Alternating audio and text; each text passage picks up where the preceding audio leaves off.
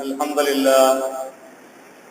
الحمد لله نستعينه ونستغفره ونعوذ بالله من شرور أنفسنا ومن سيئات أعمالنا من يهده الله فلا مضل له فمن يضلل فلا هادي له وأشهد أن لا إله إلا الله وحده لا شريك له وأشهد أن محمدا عبده ورسوله اللهم صل على محمد وعلى آل محمد كما صليت على إبراهيم وعلى آل إبراهيم إنك حميد مجيد اللهم بارك على محمد وعلى آل محمد كما باركت على إبراهيم وعلى آل إبراهيم إنك حميد مجيد رب اشرح لي صدري ويسر لي أمري واحلل عقدة من لساني يفقهوا قولي அல்ஹம்துலில்லாஹ் புகழ் அனைத்தும் அல்லாஹ் ஒருவனுக்கு மட்டுமே சொந்தமானது. நாமெல்லாம் அவனிடமிருந்து வந்திருக்கின்றோம். அந்த ரஹ்மானிடமே திரும்பக்கூடியவர்களாக இருக்கிறோம். எவர்கள் அல்லாஹ்வின் மீது நம்பிக்கை கொண்டு சாலிஹான நல்ல அமல்கள் செய்கிறார்களோ அவர்களுக்கு அல்லாஹ் ரப்புல் ஆலமீன் சோனபதியை தயார் செய்து வைத்திருக்கின்றார். எவர்கள் தங்களுடைய மன இச்சைக்கு அடிமையாகி விட்டார்களோ அப்படிப்பட்டவர்களுக்கு நரக நெருப்பை அல்லாஹ் தயார் செய்து வைத்திருக்கின்றார். அந்த நரக நெருப்பின் வேதனை விட்டும் அல்லாஹ் நம் அனைவர்களையும் பாதுகாத்து அருள் புரிவானாக. சூரியன் உதயமாக கூடிய தினத்தில் சிறந்த தினமான ஜும்மா தினத்தில் ஒன்று கூடியிருக்கின்றோம். சொல்லப்படக்கூடிய கருத்துக்களை கொண்டு நம்முடைய ஈமானை பலப்படுத்தும் பாக்கியத்தை அல்லாஹ் நம் அனைவர்களுக்கும் தந்து அருள் புரிவானாக. இன்றைய ஜும்மா உரையில் நாம் பார்க்க இருக்கின்ற தலைப்பு அழகிய முன்மாதிரி என்ற தலைப்பில் பார்க்க இருக்கின்றோம். அல்லாஹு ரப்புல் ஆலமீன் இந்த உலகத்தில் மனிதர்கள் தவறான வழியை தேர்ந்தெடுத்து செல்லும் போதெல்லாம் அந்த மக்களை அல்லாஹ்வின் பக்கம் திருப்புவதற்காக, அல்லாஹ்வை மட்டுமே வணங்க வைக்க வேண்டும் என்பதற்காக லட்சக்கணக்கான நபிமார்களை அல்லாஹ் ஒவ்வொரு சமுதாயத்துக்கும் ஒவ்வொரு காலகட்டத்தில் அனுப்பி கொண்டே இருந்தார். அல்லாஹ் நாடினான் இந்த நபித்துவத்தை நிறைவு செய்வதற்கு இறுதியாக ஒரு நபியை அனுப்பினார். அவர்கள்தான் முஹம்மது ஸல்லல்லாஹு அலைஹி வஸல்லம். வமா அர்ஸல்னாக இல்லா ரஹ்மத்துல் லில் ஆலமீன். இந்த உலக மக்கள் அத்துணை பேர்களுக்கும், இந்த உலகம் அழியும் வரை வரக்கூடிய மக்களுக்கு ஒரு மிகப்பெரிய அருட்கொடையாக அல்லாஹ்வுடைய தூதர் முஹம்மது ஸல்லல்லாஹு அலைஹி வஸல்லம் அவர்களை அல்லாஹ் அனுப்பி வைத்தான். நபிமார்களில் முத்திரை நபியாக, நபிமார்களின் இறுதி நபியாக, அவர்களுடைய வழிமுறை, அவர்களுடைய சொல் செயல் நடைமுறை இதுதான் மார்க்கம், இதை தவிர வேறு எதுவும் மார்க்கம் இல்லை என்பதாகவே அல்லாஹ் ஆக்கி வைத்தான். இந்த நபிதான் மார்க்கம், இந்த நபியினுடைய வழிமுறை தான் மார்க்கம். நபியிடம் நீங்கள் எதையெல்லாம் கண்டீர்களோ அதையெல்லாம் உங்களுடைய வாழ்க்கையில் நீங்கள் கடைபிடிக்க வேண்டும். இந்த நபி எப்படி எப்படியெல்லாம் வாழ்கிறார்களோ அப்படி வாழ வேண்டும், இதுதான் மார்க்கம் என்று அல்லாஹ் தீர்மானித்து விட்டான். அல்லாஹ் ரப்புல் ஆலமீன் தன்னுடைய திருமறை சொல்லி காட்டுகிறான். லகத் ஃபீ ரசூலில்லாஹி உஸ்வத்துன் ஹஸனா லிமன் கான யர்ஜுல்லாஹ வல் யௌமில் ஆகிரா வ ذكرல்லாஹ கஸீரா. அல்லாஹ்வையும் மறுமை நாளையும், அல்லாஹ்வையும் மறுமை நாளையும் நம்பி அல்லாஹ்வை அதிகம் அதிகமாக தியானம் செய்பவர்கள், திக்ர் செய்பவர்களுக்கு இந்த நபியிடத்தில், இந்த முஹம்மது ஸல்லல்லாஹு அலைஹி வஸல்லம் அவர்களிடத்தில் ஒரு அழகிய முன்மாதிரி உண்டு என்று அல்லாஹ் ரப்பல் ஆலமீன் சொல்லி காட்டுகிறார். இந்த முஹம்மது ஸல்லல்லாஹு அலைஹி வஸல்லம் அவர்களிடம்தான் அழகிய முன்மாதிரி இருக்கிறது, வேறு யாரிடமும் கிடையாது. இந்த நபி அகிலத்துக்கே அருட்கொடையாக அனுப்பப்பட்ட நபி, இந்த நபியினுடைய ஈமான் எப்படி இருந்தது? இந்த நபியினுடைய தக்வா எப்படி இருந்தது? இந்த நபியினுடைய வணக்கம் எப்படி இருந்தது? இந்த நபியினுடைய இறை நினைவு கூறல் எப்படி இருந்தது? இந்த நபி எந்த அளவிற்கு அல்லாஹ்வை சார்ந்திருந்தார்கள் என்பதையெல்லாம் நாம் ஒவ்வொரு தடவையும் நினைவு கூற வேண்டும். இங்கு யாருக்கு முன்மாதிரி இருக்கிறது என்று அல்லாஹ் சொல்லுகிறான்? அல்லாஹ்வை மறுமை நாளை நம்பக்கூடிய ஒவ்வொருவருக்கும். அல்லாஹ்வை மறுமை நாளை மறுப்பவர்களுக்கு முன்மாதிரி இல்லை நபியிடத்துல. ஏனென்றால் அவர்கள் இந்த நபியை பின்பற்ற மாட்டார்கள். அல்லாஹ்வை மறுமை நாளை நம்பாதவர்கள் காஃபிர்கள், அல்லாஹ்வை மறுக்கக்கூடியவர்கள். இப்படிப்பட்டவர்கள் நபியை பின்பற்ற மாட்டார்கள். ஆனால் அல்லாஹ்வை மறுமை நாளை நம்பக்கூடியவர்களுக்கு பெயர் தான் முஸ்லிம். அல்லாஹ்வை மறுமை நாளில் யார் யாரெல்லாம் நம்புகிறார்களோ அவர்களுக்கு பெயர் முஸ்லிம். ஒவ்வொரு முஸ்லீமுக்கும் இந்த நபியிடத்தில் முன்மாதிரி இருக்கிறது. இந்த நபியிடம் தான் முன்மாதிரி இருக்கிறது. வேறு யாரிடமும் எந்த முன்மாதிரியும் கிடையாது. இதை ஒவ்வொரு முஸ்லிம்களும் முதலில் புரிந்து கொள்ள வேண்டும். அப்ப நம்முடைய நிலைப்பாடு எப்படி இருக்க வேண்டும், இந்த நபி எப்படிப்பட்டவர்களாக இருந்தார்கள் என்பதை நாம் பார்க்க வேண்டும். அல்லாஹ் ரப்புல் ஆலமீன் நம்மை பார்த்து சொல்லுகிறான். உலகத்தில் உள்ள அத்துணை முஸ்லிம்களை பார்த்து நபியே நீங்கள் சொல்லுங்கள். என்ன சொல்லணுமா தெரியுமா? அல்லாஹ்வை நீங்கள் நேசிக்கிறீர்களா? அல்லாஹ்வுடைய அன்பை பெற வேண்டும் என்று விரும்புகிறீர்களா? அல்லாஹ்வுடைய அன்பை பெற வேண்டும் என்று யார் யாரெல்லாம் விரும்புகிறார்களோ, யார் யாரெல்லாம் அல்லாஹ்வை நேசிக்கிறார்களோ, யார் யாரெல்லாம் அல்லாஹ் எங்களுடைய பாவங்களை மன்னிக்க வேண்டும் என்று விரும்புகிறார்களோ, அல்லாஹ்வுடைய கருணை எங்கள் மீது இறங்க வேண்டும் என்று யார் யாரெல்லாம் விரும்புகிறார்களோ, அந்த மனிதர்களை எல்லாம், அந்த மக்களை எல்லாம் அழைத்து நபியே நீங்கள் சொல்லுங்கள். என்ன சொல்ல வேண்டுமா? அல்லாஹ் சொல்லி காட்டுகிறான். குல் இன் குன்தும் துஹிப்பூனல்லாஹ் ஃபத்தபிஊனி யுஹ்பிபுகுமுல்லாஹு வ யக்ஃபிர் லக்கும் துனூபக்கும் வல்லாஹு கஃபூருர் ரஹீம். மூன்று விஷயங்கள். அல்லாஹ்வுடைய அன்பை பெற வேண்டுமா? அல்லாஹ் உங்கள் மீது நேசம் கொள்ள வேண்டுமா? அல்லாஹ் உங்களுடைய பாவங்களை மன்னிக்க வேண்டுமா? அல்லாஹ் உங்கள் மீது கருணை காட்ட வேண்டுமா? அப்படி என்றால் நீங்கள் என்னை பின்பற்றுங்கள் என்று நபியை நீங்கள் சொல்லுங்கள். நபியை பார்த்து அல்லாஹ் சொல்லுகிறான். நபியை நீங்கள் சொல்லுங்கள் அந்த மக்களை பார்த்து, நீங்கள் அல்லாஹ்வை நேசிக்கிறீர்களா? அப்படி நேசிப்பவராக இருந்தால் நீங்கள் என்னை பின்பற்றுங்கள். அல்லாஹ் உங்களை நேசிப்பான். அல்லாஹ் உங்களை நேசிப்பான். உங்களுடைய பாவங்களை எல்லாம் அல்லாஹ் மன்னித்து விடுவான். இன்னும் அல்லாஹ் உங்கள் மீது கருணை காட்டுவான். நிச்சயமாக அல்லாஹ் கருணையுடையவனாகவே இருக்கிறான். அப்போ அல்லாஹ்வுடைய தூதரை பின்பற்றினால் நமக்கு கிடைக்கக்கூடிய நன்மை, அல்லாஹ்வுடைய அன்பு கிடைக்கும். அல்லாஹ் நம் பாவங்களை மன்னிப்பான். அல்லாஹ் நம் மீது கருணை காட்டுவான்.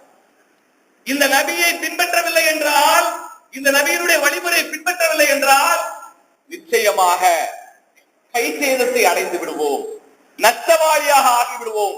முஸ்லிம் என்ற பெயர் தாங்கியாக வாழ்ந்து மரணித்தால் நமக்கென்று ஒரு நரகம் காத்துக் கொண்டிருக்கிறது. அந்த நரக படுகொலியில் தள்ளப்படுவோம். அல்லாஹ் நம்மை பாதுகாக்க வேண்டும். அப்ப இந்த நபி எப்படி வாழ்ந்தாங்க? இவங்க யாரை பிரார்த்தனை செய்தாங்க? யாரை அழைத்து வணங்கினார்கள்? யாரிடம் தவத்தில் வைத்தார்கள்? யாரிடம் பொறுப்பு சாட்டினார்கள்? யாரிடம் பாதுகாப்பு தேடினார்கள்?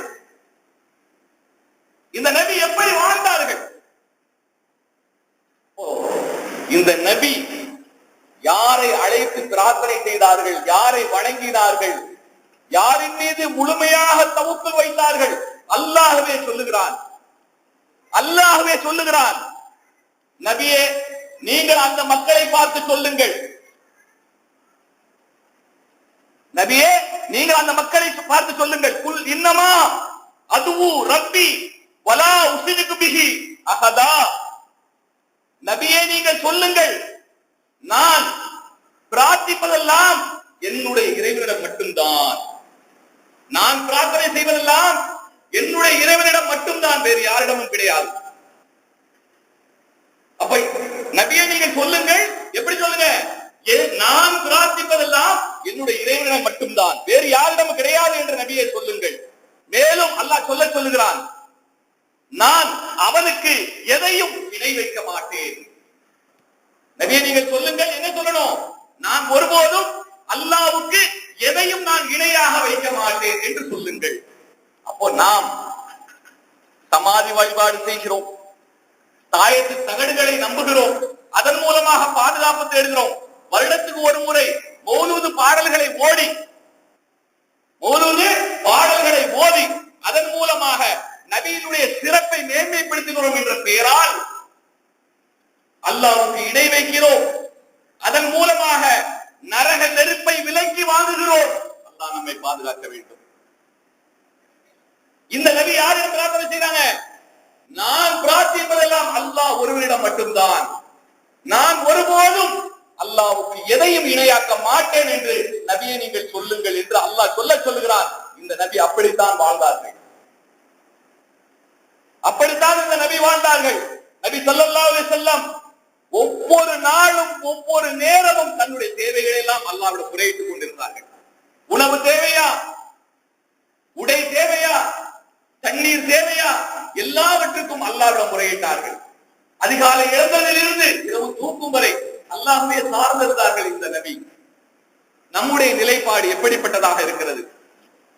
அல்லாஹ்வுடைய அருளை விட்டு தூரமாக கூடிய சூழ்நிலையை நாமே நமக்கு விலைக்கு வாங்கி கொண்டு அதில் உறுதியாக நின்று கொண்டு யார் யாரெல்லாம் அல்லாஹ்வை மட்டுமே வணங்குவோம் என்று சொல்லுகிறார்களோ அவர்களை எதிர்த்து போராடி கொண்டிருக்கிறோம். நாங்க மௌலூது ஓதுவோம், நாங்க எல்லா விதமான சிற்கான காரியத்தை செய்வோம், இது எங்களுடைய வழிபாடு, இது இஸ்லாமிய உள்ளதுதான் என்று சொல்லுகிறோமே.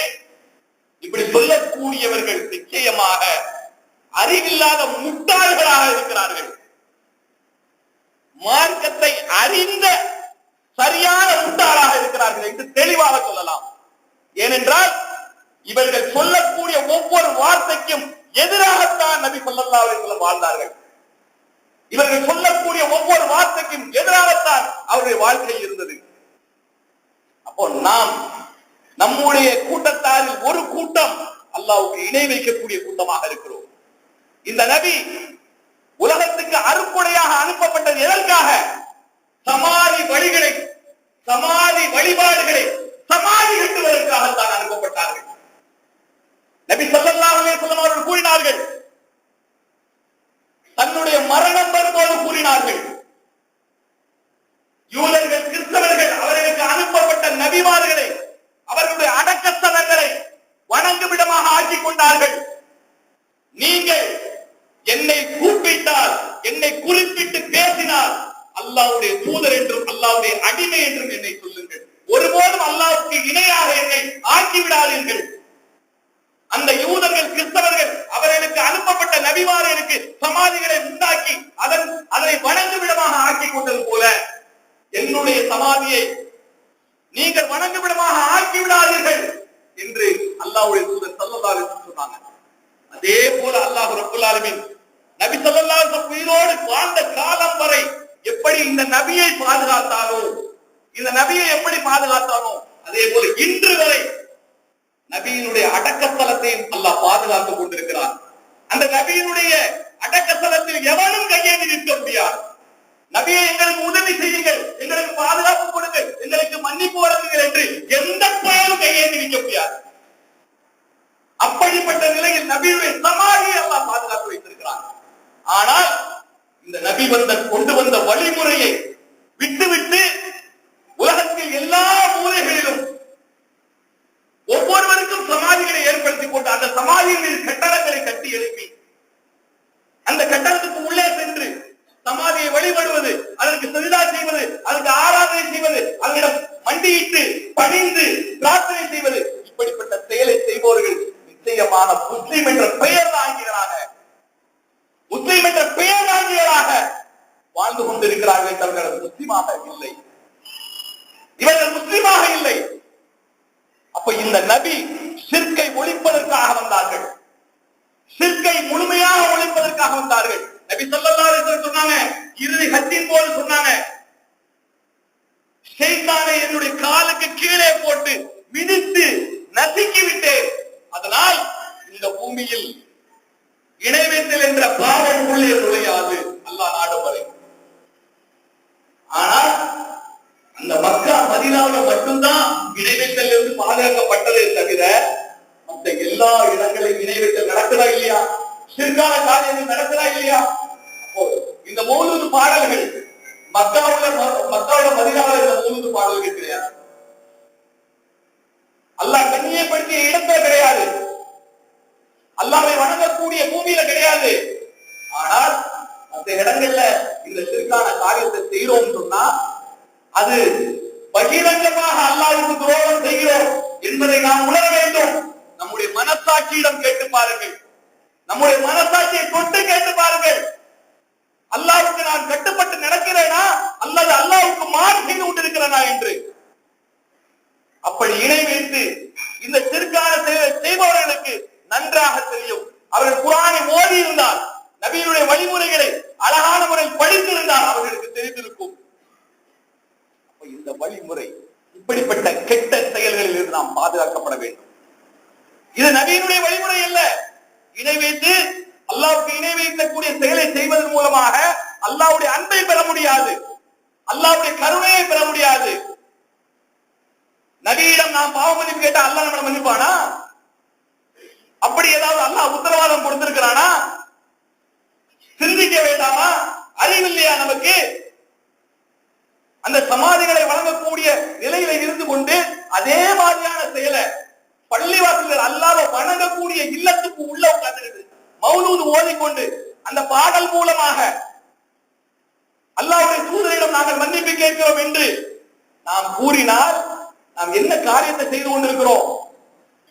அல்லாஹ்வுடைய இடத்துல நபியை கொண்டு வைக்கிறமே, எவ்வளவு பெரிய பாவம் இது! பெரும்பாவம் இல்லையா? சிறிய பாவமா இது? அல்லாஹ் நம்மை பாதுகாக்க வேண்டும். இப்படிப்பட்ட இணைவேற்றல் இருந்து முழுமையாக விடுபட்டு வெளியே வந்து விட வேண்டும். அல்லாஹ் உதவி செய்வதெல்லாம் மூமின்களுக்குத்தான், அல்லாஹ் பாதுகாப்பு கொடுப்பதெல்லாம் மூமின்களுக்குத்தான். அல்லாஹ்வை வணங்குகிறோம் என்ற பெயரால் இணை வைத்து பாவமான காரியங்களை செய்பவர்களுக்கு அல்லாஹ்வுடைய உதவி பாதுகாப்பும் கிடைக்காது. அல்லாஹ்வுடைய உதவி பாதுகாப்பு கிடைத்து விட்டது என்று சொல்லிக் கொண்டாலும் நிச்சயமாக மறுமையில் கடுமையான நஷ்டம், அந்த நரக நெருப்பு, அதன் பக்கத்தான் இருந்து செல்லப்படுகிறீர்கள் என்பதை புரிந்து கொள்ள வேண்டும். ஆகவே இந்த மாதிரியான மௌலூது பாடல்கள் இருந்து விலகணும், தர்கா வழிபாடுகள் இருந்து விலகணும், ஷிர்கான காரியங்களில் இருந்து விலகணும்.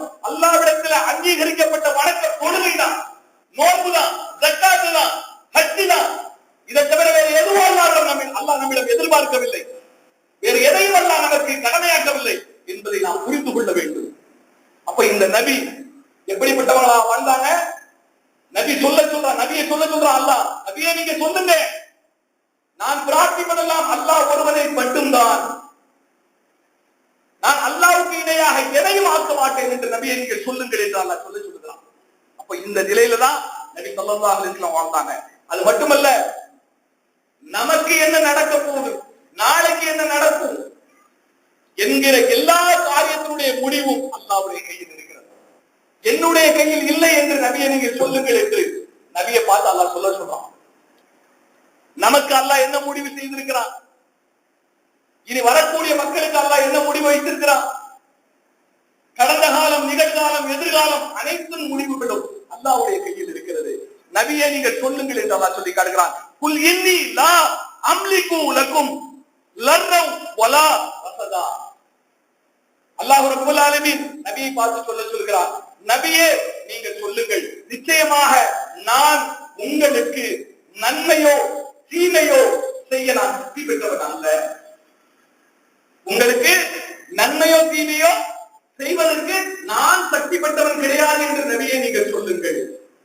அப்போ நம்முடைய நன்மையை, நம்முடைய தீமையை இந்த நபியால் எந்த முடிவும் செய்ய முடியாது. நபியை பார்த்து அல்லாஹ் சொல்றான், நபியே நீங்கள் அந்த மக்களை பார்த்து சொல்லுங்கள், நான் உங்களுக்கு நன்மையோ தீமையோ செய்ய சக்தி பெறவே மாட்டேன். அப்போ முடிவுகள் அனைத்தும் அல்லாஹ்வுடைய கையில் இருக்கிறது. அவனிடம்தான் நாம் பிரார்த்தனை செய்ய வேண்டும், அவனிடம்தான் மண்டியிட்டு நிற்க வேண்டும். இந்த நபி எப்படி அல்லாஹ்வுக்கு முன்னால் மண்டியிட்டு இருந்தார்களோ, இந்த நபி எப்படி அல்லாஹ்வுக்கு முன்னால் கையேந்தி நின்றார்களோ, இந்த நபி எப்படி அல்லாஹ்வுக்கு முன்னால் சிரம்படிந்து நின்றார்களோ, அதுபோல நாமும் அல்லாஹ்வுக்கு முன்னால் சிரம்படிய வேண்டும். அல்லாஹ்விடம் மட்டுமே நம்முடைய தேவைகளை கேட்டு பெற வேண்டும். இதைத்தான் இந்த முஹம்மது ஸல்லல்லாஹு அலைஹி வஸல்லம் இந்த சமுதாயத்துக்கு கற்றுக் கொடுத்தார்களே தவிர இந்த நபியிடம் வந்து கேளுங்கள் என்று இந்த நபி ஒருபோதும் சொல்லவில்லை. அந்த ஈசா அலைஹிஸ்ஸலாம் மக்களுக்கு சொன்னாங்க, அந்த ஈசா அலைஹிஸ்ஸலாம் மக்களுக்கு சொன்னாங்க, உங்களுடைய ரப்பும் என்னுடைய ரப்பும் அல்லாஹ் ஒருவன் தான், அவனிடம் பிரார்த்தனை செய்யுங்கள், அவனையே வணங்குங்கள் என்று சொன்னாங்க. அல்லாஹ் அந்த நபியை உயர்த்தி கொண்ட பிறகு அல்லாஹ்வுக்கு ஒரு மகன் உண்டு என்று சொல்லிக் கொண்டு கிறிஸ்தவர்கள் அந்த நபியை கடவுளாக ஆக்கி கொண்டார்கள். அது போன்ற ஒரு செயலை நாம் செய்தோமானால், அது போன்ற ஒரு காரியத்தை நாம் செய்வோமானால், அல்லாஹ்வுடைய தூதர் நாளை மறுமையில் நபி ஸல்லல்லாஹு அலைஹி வஸல்லம் சொல்றாங்க, நாளை மறுமையில் ஈசா அலைஹிஸ்ஸலாம் எப்படி அல்லாஹ்விடம் முறையிடுவார்களோ அதே போன்ற வார்த்தையை தான் நானும் சொல்லுவேன். ஈசா அலைஹிஸ்ஸலாம் பார்த்து அல்லாஹ் கேட்பான், ஈசாவே நீங்க சொன்னீங்களா மக்களை பார்த்து என்னையும் என்னுடைய தாயையும் வணங்கக்கூடியவர்களாக ஆக்கிக் கொள்ளுங்க என்று சொன்னீர்களா என்று கேட்கும் போது ஈசா அலைஹிஸ்ஸலாம் சொல்லுவாங்க, அல்லாஹ்வை பார்த்து சொல்லுவாங்க, யா அல்லாஹ், என்னை உயிரோடு பூமியில் விட்டு இருந்த காலம் எல்லாம் இந்த மக்களுக்கு நான் சொன்னதெல்லாம் என்ன தெரியுமா? என்னுடைய ரப்பும் உங்களுடைய ரப்பும் அல்லாஹ் ஒருவன் தான், அவனையே வணங்குங்கள் என்றுதான் இந்த மக்களுக்கு நான் கூறினேன். அப்படி கூறிய நீ அறிவாய், உனக்கு தெரியும் எப்போது நீ என்னை உயர்த்தி கொண்டாயோ அதற்கு பிறகு இந்த மக்கள் என்ன செய்தார்கள் என்று எனக்கு தெரியாது, அவர்களுடைய முடிவு உன் கையில் இருக்கு அப்படி சொல்லி இந்த நபி ஈசா அலைஹிஸ்ஸலாம் ஒதுங்கியது போல நானும் அதே வார்த்தையை கூறி ஒதுங்கிக் கொள்வேன் என்று நபி ஸல்லல்லாஹு அலைஹி வஸல்லம் சொன்னாங்க. அப்படிப்பட்ட ஒரு நிலைக்கு நாமும் ஆளாகிவிடக் கூடாது என்பதை புரிந்து கொள்ள வேண்டும். அது மட்டுமல்ல, இந்த நபி எல்லா நிலையிலும் அல்லாஹ்வே சார்ந்திருக்கக்கூடியவர்களாக இருந்தாங்க, அல்லாஹ்வுக்கே பொறுப்பு சாட்டக்கூடியவர்களாக இருந்தாங்க. எந்த அளவுக்குன்னு சொன்னா, தாத்தூர் ரிகா என்ற போர், அந்த போர் முடிஞ்சு நபியும் நபியுடைய தோழர்களும் ஒரு இடத்துல தங்கியிருக்கிறாங்க. முள்மரங்கள் நிறைந்த ஒரு இடத்துல தங்கியிருக்கிறாங்க. நபி ஸல்லல்லாஹு அலைஹி வஸல்லம் மட்டும் தனியாக ஒரு மரத்தின் கீழே இளைப்பாரி கொண்டிருக்கிறாங்க, மத்தவங்க எல்லாம் வேற வேற இடத்துல இருக்கிறாங்க. அப்போது ஒரு காட்டு அரபி வர்றார். அந்த காட்டு அரபி என்ன செய்கிறார் சொன்னா, கையில ஒரு வாளை வைத்து கொண்டு வருகிறார்.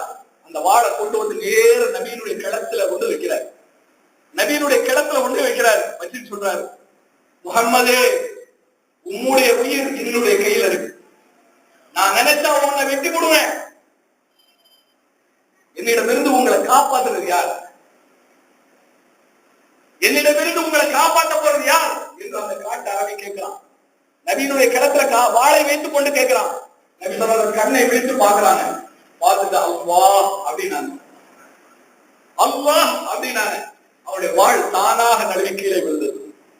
உடனே நபி முஹம்மது ஸல்லல்லாஹு அலைஹி வஸல்லம் வாளை எடுத்தாங்க, அந்த காட்டு அரபி கிடத்துல வச்சாங்க. வச்சுட்டு கேட்டாங்க, இப்போது உன்னை காப்பாற்றக்கூடியவன் யார்? அப்போது அந்த காட்டு அரபி சொல்றான், நபியே, வாளை எடுத்தவரில் நீங்க நல்லவராக ஆயிருங்க, என்ன கொண்டுடாதீங்க அப்படின்னு. அப்போது நபி ஸல்லல்லாஹு அலைஹி வஸல்லம் சொன்னாங்க, உன்னையும் அல்லாஹ் தான் பாதுகாக்க வேண்டும். எந்த அல்லாஹ் என்னை பாதுகாப்பாரோ அதே ரப்பு தான் என்னிடமிருந்து உன்னை பாதுகாக்க வேண்டும் என்று நபி ஸல்லல்லாஹு அலைஹி வஸல்லம் சொன்னாங்க. உடனடியாக அவன் இஸ்லாத்தை ஏற்றுக்கொண்டார். அப்போ அந்த நபி தனக்கு முன்னால் வரக்கூடிய ஆபத்தாக இருந்தாலும், எப்படிப்பட்ட சூழ்நிலையாக இருந்தாலும் சரி, அப்போதும் அல்லாஹ்வின் மீது தவக்கல் வைப்பவர்களாக, அல்லாஹ்வை பொறுப்பு சாட்டக்கூடியவர்களாக, அல்லாஹ்வை சார்ந்து இருக்கக்கூடியவர்களாக இருந்தார்களே, அந்த நிலை நம்மிடம் இருக்கிறதா? நாம் அப்படிப்பட்டவர்களாக இருக்கிறோமா என்பதை சிந்தித்து பார்க்க வேண்டும். சகோதரர்களே, நாம் எந்த நிலையில் இருக்கிறோம், இப்படிப்பட்ட நிலைமை வாழ்ந்து கொண்டிருக்கிறோம் என்பதை நாம் புரிந்து கொள்ள வேண்டும். பாவம் மன்னிப்பு தேடுவதற்கு தகுதியானவன் அல்லாஹ்வை தவிர யாரும் கிடையாது. நாம் உள்ளத்தால் செய்யக்கூடிய பாவங்கள், நாம் மறைவாக செய்யக்கூடிய பாவங்கள், நாம் கூட்டாக தனித்து செய்யக்கூடிய பாவங்கள், எல்லாவற்றையும் அறிந்தவன் அல்லாஹ்வை தவிர யாரும் கிடையாது. யாராலும் நம்மை கண்காணிக்க முடியாது. எத்தனை பெரிய கேமராவை போட்டாலும் சரி, நமக்கு முன்னாடி பின்னாடி 1000 பேர் பாதுகாப்பு பண்ணாலும் சரி, நாம் மறைத்து வைத்து செய்யக்கூடிய பாவத்தை அல்லாஹ்வை தவிர யாராலும் அறிய முடியாது. அதற்குண்டான சக்தியோ ஆற்றலோ எவருக்கும் கிடையாது, மனிதர்களுக்கும் கிடையாது. ஜின்களுக்கும் கிடையாது. அப்போ நபி ஸல்லல்லாஹு அலைஹி வஸல்லம் சொல்றாங்க, மக்களை பார்த்து சொல்றாங்க. என்ன சொல்றாங்க? மக்களை பார்த்து சொல்லுகிறாங்க, மக்களே அல்லாஹ்விடம் பாவ மன்னிப்பு தேடுங்கள், மக்களே அல்லாஹ்விடம் பாவ மன்னிப்பு தேடுங்கள் என்று கூறிவிட்டு நபி ஸல்லல்லாஹு அலைஹி வஸல்லம் சொல்றாங்க, நான் ஒரு நாள் ஒன்றுக்கு 100 முறை பாவ மன்னிப்பு தேடுகிறேன் என்று கூறினார்கள். எப்படி சொன்னாங்க? நான் ஒரு நாள் ஒன்றுக்கு 100 முறை அல்லாஹ்விடம் பாவ மன்னிப்பு தேடுகிறேன், நீங்கள் பாவ மன்னிப்பு தேடுங்க சொன்னாங்க. அப்படி பாவ மன்னிப்பு தேடி அழுது அழுது அழுது அழுது அல்லாஹ்வே சார்ந்திருந்த நபி, இந்த நபியை பின்பற்றக்கூடிய நாம் அல்லாஹ்வுக்கு இணை வைக்கலாமா? அல்லாஹ்வுக்கு துரோகம் செய்யலாமா? அப்படி அல்லாஹ்வுக்கு துரோகம் செய்தால் நம்மை விட ஒரு அயோக்கியன் வேறு யாரும் கிடையாது. காபிர் என்ற கேள்வியற்ற காபிராக நாம் இருப்போம். அல்லாஹ் நம்மை பாதுகாக்க வேண்டும். ஒரு காபிர் அறியாமல் அல்லாஹ்வை வணங்க மறுக்கிறான். ஒரு காபிர் அல்லாஹ்வை அறியாமல் சிலைகளை வணங்கிக் கொண்டிருக்கிறார். ஆனால் அல்லாஹ்வை அறிந்து வைத்துக் கொண்டு சமாதியை வழிபட்டுக் கொண்டு அல்லாஹ்வுடைய தூதர் நபியை வணங்கும் நபியாக ஆக்கிக் கொண்டால் நம்மை விட அயோக்கியன் வேறு யாரும். இதை நாம் புரிந்து கொள்ள வேண்டும். பச்சையான துரோகம், அயோக்கியத்தனமான துரோகத்தை நாம் செய்யக்கூடாது. அல்லாஹ்வுக்கு மாறு செய்வது மிகப்பெரிய அநியாயம். அதை விட அநியாயம் வேறு எதுவும் கிடையாது என்பதை முதலில் நாம் தெளிவாக புரிந்து கொள்ள வேண்டும். எல்லா பாவத்தை விட மிகப்பெரிய பாவம் அல்லாஹ்வுக்கு இணை வைக்கக்கூடிய காரியம். அதை விட்டு விலகிக் கொள்ள வேண்டும். அதுதான் அல்லாஹ் மன்னிக்காத மாபெரும் பாவம் என்பதை புரிந்து கொள்ள வேண்டும். அப்ப அல்லாஹ்விடம் பாவ மன்னிப்பு தேடினார்கள். அல்லாஹ்வுடைய தூதர் ஸல்லல்லாஹு அலைஹி வஸல்லம் நமக்கும் கூறினார்கள், நீங்களும் அல்லாஹ்விடம் பாவ மன்னிப்பு தேடுங்கள். இந்த நபி இறை வணக்கத்தில் எப்படி இருந்தார்கள்? ஒரு முஸ்லிமுடைய அடையாளம் என்னங்க? ஒரு முஸ்லிமுடைய அடையாளம் என்ன? தாடியா, ஜிப்பாவா, ஆயத்தா? எது அடையாளம்? கழுத்துல ஒரு தாவத்தை போட்டுக்கிட்டு பிற வச்சு ஒரு பச்சை கொடியை கையில தூக்கிட்டு இப்படி சுத்தினா நாம முஸ்லிம் ஆயிடுவோமா? பேர் அப்துல் பேர் வச்சா முஸ்லிம் ஆயிட முடியுமா? நபியினுடைய தந்தை என்கிற அப்துல்லா தான். ஆனா அவர் காபிராகத்தான் வாழ்ந்தார். அவர் நரகத்தில் இருக்கிறார் சொன்னாங்க. யாருடைய தந்தை? நபியினுடைய தந்தை, அல்லாஹ்வுடைய தூதர் ஸல்லல்லாஹு அலைஹி வஸல்லம் அவருடைய தந்தை. அப்துல்லா என்ற பெயர் வைத்திருந்தவர் நரகத்தில் இருக்கார். நபி ஸல்லல்லாஹு அலைஹி வஸல்லம் தாயார் ஆமினா அவங்க நரகத்தில் இருக்காங்க. இப்ராஹிமுடைய தந்தை ஆசார் நரகத்தில் இருக்காங்க. லூத் அலைஹிஸ்ஸலாமுடைய மனைவி நரகத்தில் இருக்காங்க. நூஹ் அலைஹிஸ்ஸலாமுடைய மனைவி நரகத்தில் இருக்கிறாங்க. நூஹ் அலைஹிஸ்ஸலாமுடைய மகன் நரகத்தில் இருக்காங்க. ஏன் நரகத்துக்கு போனாங்க? அப்படின்னா நபியினுடைய மனைவிமார்கள், நபியினுடைய தந்தை, நபியினுடைய தாயார் இவங்களை ஏன் நரகத்துக்கு போனாங்க? இவங்கெல்லாம் முஸ்லிம் பேர் வச்சு ஏன் நரகத்துக்கு போனாங்க? அல்லாஹ்வுக்கு இணை வைத்தாங்க. அல்லாஹ்வுக்கு இணை வைத்ததால நபியினுடைய மனைவி என்று அல்லாஹ் பார்க்க மாட்டார், நபியினுடைய தந்தை என்று பார்க்க மாட்டார், நபியினுடைய தாயார் என்று பார்க்க மாட்டார். அவர்கள் எப்படிப்பட்டவர்களாக இருந்தால் நரகத்தில் தூக்கி எறிவார். இதே நிலைதான் அல்லாஹ்வுக்கு இணை வைக்கக்கூடிய மக்களாக நாம் வாழ்ந்து கொண்டிருந்தால் நாமும் நாளை மறுமையில் நரகத்தில் தூக்கி எறியப்படுவோம். அல்லாஹ் நம்மை பாதுகாக்க வேண்டும். அப்ப இந்த நபி எப்படிப்பட்டவர்களாக வாழ்ந்தாங்க? எப்படிப்பட்ட நிலையில் இருந்தாங்க? இவருடைய இறைத்தம் எப்படி இருந்தது? இவருடைய ஈமான் எப்படி இருந்தது? இப்னு மஸ்ஊத் ரலியல்லாஹு அன்ஹு சொல்றாங்க, அல்லாஹ்வுடைய தூதர் ஸல்லல்லாஹு அலைஹி வஸல்லம் அவர்களே ஒரு நாள் இரவு தொழுகையில் நிற்பதை கண்டேன். நானும் அல்லாஹ்வுடைய தூதர் ஸல்லல்லாஹு அலைஹி வஸல்லம் அவர்களோடு இணைந்து நின்று தொழுவதற்கு நின்றேன். என் மனம் தவறான எண்ணத்தை தூண்டிவிட்டது. என்ன தவறான எண்ணம் இந்த நபி தோழருக்கு ஏற்பட்டது தெரியுமா? நபி ஸல்லல்லாஹு அலைஹி வஸல்லம் நீண்ட நேரம் தொழுது கொண்டிருந்தார்கள், அல்லாஹ்வை வணங்கிக் கொண்டே இருந்தார்கள். எனக்கு அச்சம் ஏற்பட்டுவிட்டது. இந்த தொழுகையை விட்டுவிட்டு விலகி சென்று விடலாமா அல்லது அப்படியே நாம் அமர்ந்து விடலாமா என்ற எண்ணம் எனக்கு தோன்றிவிட்டது. அந்த அளவுக்கு அல்லாஹ்வை பயந்து வணங்கிக் கொள்ளலாம். அந்த அளவுக்கு அல்லாஹ்வை பயந்து கால் வீங்கக்கூடிய அளவிற்கு இன்னும் வணங்கலாம். நம்ம 5 நேரம் சூழ்நிலைக்கு வரதில்லை, வார ஜும்மாவுக்கு கல்யாண நேரத்துல வரதில்லை, மீலாடி நபிக்கு கொடிய பிடிச்சிட்டு போறோமே, இது ஒண்ணு போதுமா நம்ம சுத்திட்டு போறதுக்கு? ஒண்ணு போதும் நரகத்துக்கு போறது. இது ஒண்ணு போதும் நரகத்துல நம்ம தள்ளுறது. ஆகவே 5 கால தொழுகையை உறுதியாக பற்றி பிடித்துக் கொள்ள வேண்டும். அதில்தான் நமக்கு சொர்க்கம் இருக்கிறது. நபி ஸல்லல்லாஹு அலைஹி வஸல்லம் அவர்கள் எந்த அளவுக்கு தொழுகையில இருந்தாங்க அப்படின்னு சொன்னா, உடம்பு சரியில்லாத நிலையில காய்ச்சல் ஏற்பட்டு நடக்க முடியாம மயக்கம் போட்டு விழுந்தாங்க இந்த நபி.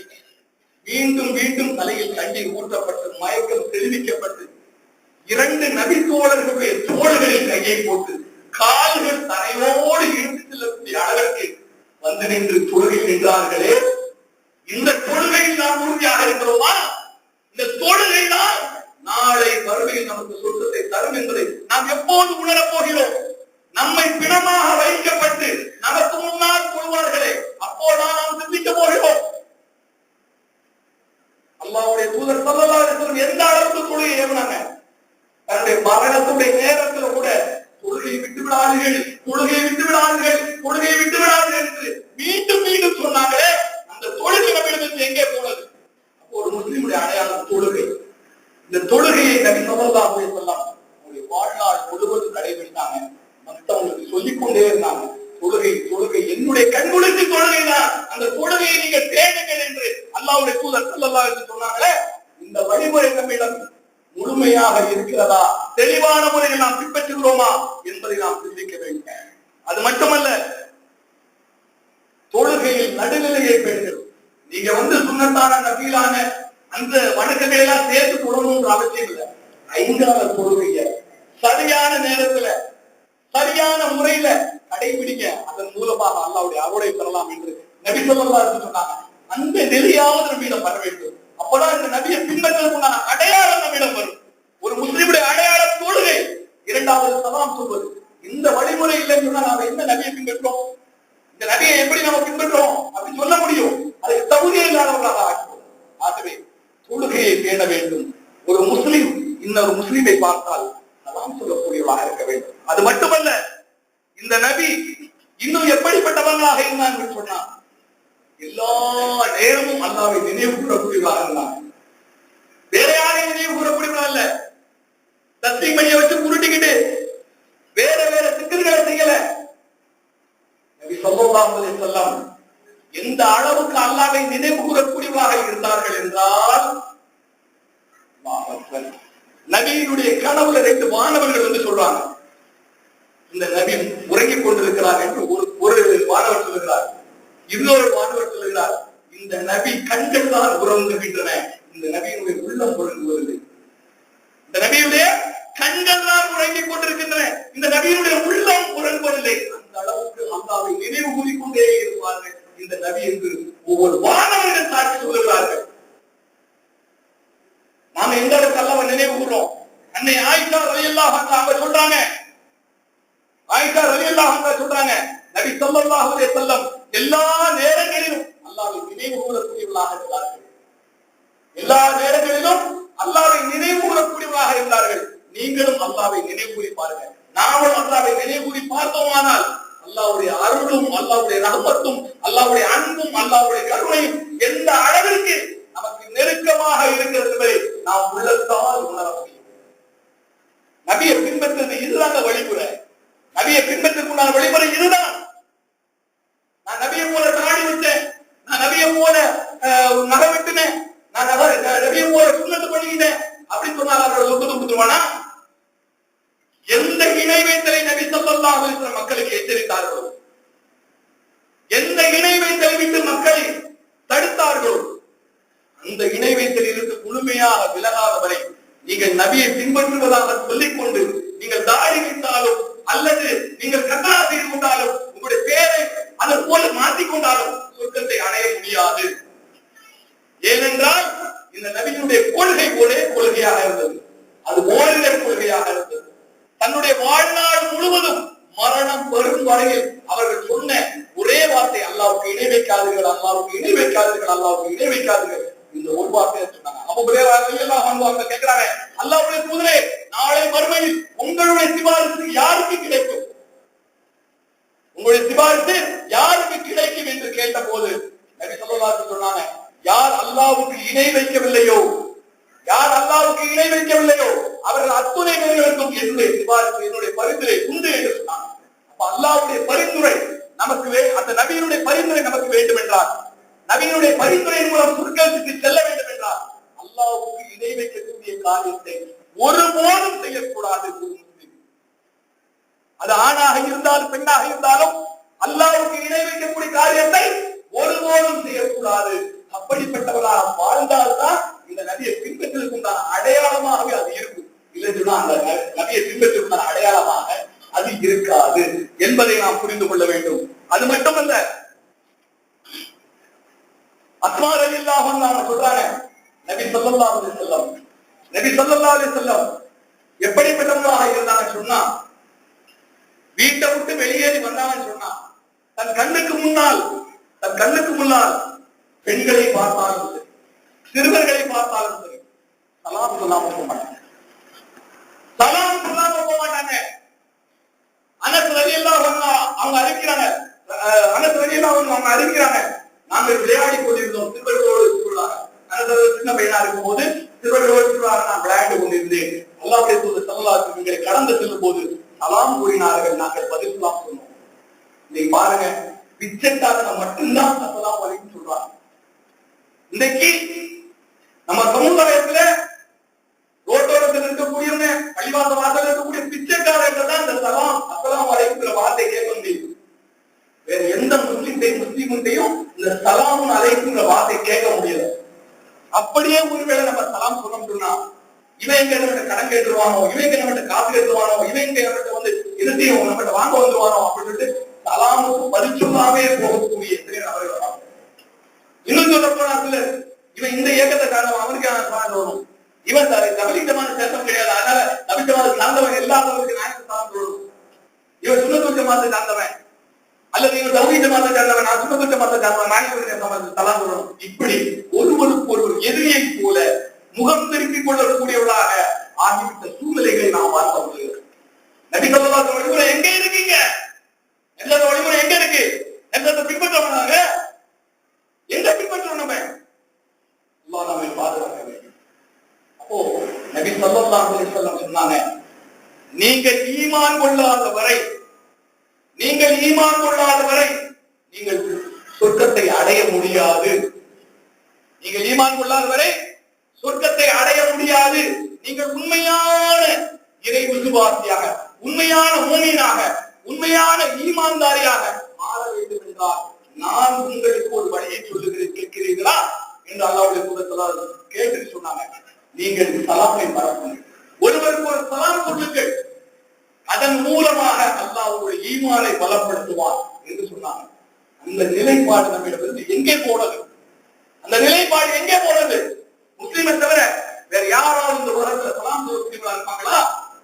முஸ்லிமை தவிர ஐங்கால கொள்கை சொல்லக்கூடியவர்கள் வேறு எந்த மதத்தை சார்ந்தவர்களாக காட்ட முடியுமா? அவங்க முஸ்லிம்களுடைய அடையாளம் தொழுகையை தேடுவது, ஒருவருக்கு ஒரு சலாம் சொல்வது. அப்ப இந்த வழிமுறை உங்கள்கிட்ட வந்துட்டு சொன்னா நீங்க நபியை பின்பற்றுறீங்கன்னு அடையாளம், இந்த நபியை நேசிக்கிறீங்கன்னு அடையாளம். அப்போ இந்த நிலைப்பாடு நம்மிடம் முழுமையாக வர வேண்டும். நபியை பின்பற்றுவதற்குண்டான இந்த அடையாளங்கள் நம்மிடம் முழுமையாக வர வேண்டும். அப்படி வந்தால்தான் நாம் அல்லாஹ்வுடைய திருப்தியை அடைய முடியும். அல்லாஹ் ரப்பல் ஆலமீன் இந்த நபியை உண்மையாகவே பின்பற்றி நடக்கக்கூடிய நல்ல வழிமுறைகளை அல்லாஹ் ஏற்படுத்துவார்.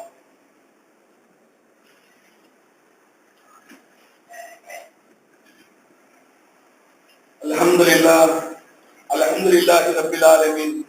அல்லாஹும்ம ஸல்லி அலா முஹம்மதின் வ அலா ஆலி முஹம்மத். சூரியன் உதயமாகக்கூடிய தினத்தில், சிறந்த தினமான ஜும்மா தினத்தில் ஒன்று கூடியிருக்கின்றோம்.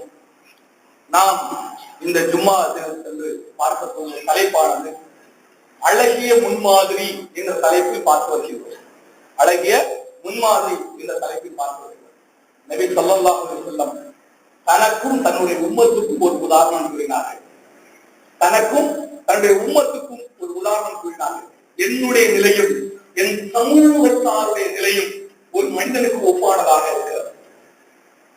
அந்த மனிதன் நெருப்பு மூட்டினான், குளிர் காய்வதற்காக அவன் நெருப்பு மூட்டினான். அந்த நெருப்பை நோக்கி விட்டில் பூச்சிகளும் இதர பூச்சிகளும் வேக வேகமாக வந்து விழுந்து கொண்டே இருந்தது. அதை தடுத்தான் அந்த மனிதன். அது போன்ற நிலைதான் என்னுடைய நிலை. நீங்கள் நரகத்தில் விழுந்துவிடக் கூடாது என்பதற்காக உங்களுடைய இடுப்பை பிடித்து நான் இழுத்துக் கொண்டிருக்கிறேன். அப்படி இருந்தும் என்னை மீறி நீங்கள் நரகத்தை நோக்கி சென்று கொண்டிருக்கிறீர்கள் என்று அல்லாஹ் ஸல்லல்லாஹு அலைஹி வஸல்லம் சொன்னார். எப்படி உதாரணம் பாருங்க. ஒரு நெருப்பு மூட்டிய ஒரு மனிதன், அந்த நெருப்பு எதற்காக மூட்டினான்? அந்த மனிதன் குளிர் காய்வதற்காக மூட்டினான். அதை நோக்கி வெளிச்சம் இருக்கிறது என்று எண்ணிக்கொண்டு விட்டில் பூச்சிகளும் இதர பூச்சிகளும் அதன் மீது வந்து விழுந்தன. அந்த மனிதன் அந்த பூச்சிகளை தடுத்துக் கொண்டே இருந்தான். அது போன்ற நிலைதான் என்னுடைய நிலையும். நீங்கள் நரகத்தில் விழுந்துவிடக் கூடாது என்று உங்களுடைய இடுப்பை பிடித்து நான் எடுத்துக் கொண்டிருக்கிறேன். ஆனால் நீங்களோ என்னை மீறி நீங்கள் நரகத்தை நோக்கி சென்று கொண்டிருக்கிறீர்கள் என்று சொன்னாங்க. அந்த நிலைதான் இருந்திருக்கிறது. அல்லாஹ் இணை வைக்கக்கூடிய காரியத்துல நம்ம மக்கள்ல ஒரு கூட்டத்தார் வேகமாக அதை நோக்கி சென்று கொண்டிருக்கிறாங்க. அல்லாஹ் நம்மை பாதுகாக்க வேண்டும். நம்முடைய நிலை உண்மையிலேயே நபியை உயிருக்கு மேலாக நேசிப்பதாக இருந்தால் இந்த நபி எப்படி எல்லாம் வாழ்ந்தார்கள் என்பதை நாம் பார்த்து அதன் அடிப்படையில் நம்முடைய வாழ்க்கையை மாற்றிக் கொள்ள வேண்டும். அல்லாஹ்வுடைய தூதர் ஸல்லல்லாஹு அலைஹி வஸல்லம் அவர்களுடைய மனைவி மூமின்களுடைய தாயார் அன்னை ஆயிஷா ரலியல்லாஹு அன்ஹா அவர்களிடம் வந்து கேட்கப்படுகிறது, அல்லாஹ்வுடைய தூதர் ஸல்லல்லாஹு அலைஹி வஸல்லம் அவருடைய வாழ்க்கை எப்படி இருந்தது என்று. அப்போது அல்லாஹ்வுடைய தூதர் ஸல்லல்லாஹு அலைஹி வஸல்லம் மனைவி அன்னை ஆயிஷா ரலியல்லாஹு அன்ஹா சொல்றாங்க, நபி ஸல்லல்லாஹு அலைஹி வஸல்லம் அவருடைய வாழ்க்கை குர்ஆனாக இருந்தது, குர்ஆனாகவே அவருடைய வாழ்க்கை இருந்தது என்று சொன்னாங்க. இந்த வழிமுறை நம்ம வரணும். அப்ப அப்படி வந்தால் நாம் எப்படிப்பட்டவர்களாக இருப்போம்? அல்லாஹ் சொல்லி காட்டுறானே, அந்நபியு அவுலா பில் முஃமினீன மின் அன்ஃபுஸிஹிம். இந்த நபி மூமின்களுக்கு அவர்களுடைய உயிரை விட மேலானவர் என்று அல்லாஹ் சொல்லுகிறானே. அந்த நிலைப்பாடு எப்போ வரும் சொன்னா, அப்போ அல்லாஹ் ரப்பல் ஆலமீன் நம்மை பார்த்து சொல்லுகிறான், நீங்கள் வெற்றி பெற வேண்டுமா, மகத்தான வெற்றியை நீங்கள் அடைய வேண்டுமா, அதற்கு அல்லாஹ் உங்களுக்கு அறிவுரை சொல்லுகிறான். என்ன சொல்லுகிறான்? வமையுதில்லாஹ வரசூலஹு ஃபக்கத் ஃபாஸ ஃபௌஸன் அலீமா. நீங்கள் அல்லாஹ்வுக்கும் அவருடைய தூதருக்கும் கட்டுப்படுங்கள், அல்லாஹ்வுக்கும் அவருடைய தூதருக்கும் கட்டுப்பட்டு வழிபட்டு நடங்கள். அப்படி நடந்தால் நீங்கள் மகத்தான வெற்றியை அடைந்து விட்டீர்கள். சாதாரண வெற்றி இல்லை, அல்லாஹ் மகத்தான வெற்றியை நீங்கள் அடைந்து விட்டீர்கள் என்று சொல்லுகிறான். அப்படிப்பட்ட கூட்டத்தாராக நம்மை அல்லாஹ் ஆக்கி அருள் புரிவானாக. வாஹித்தவனாக அல்ஹம்துலில்லாஹி ரப்பில் ஆலமீன்.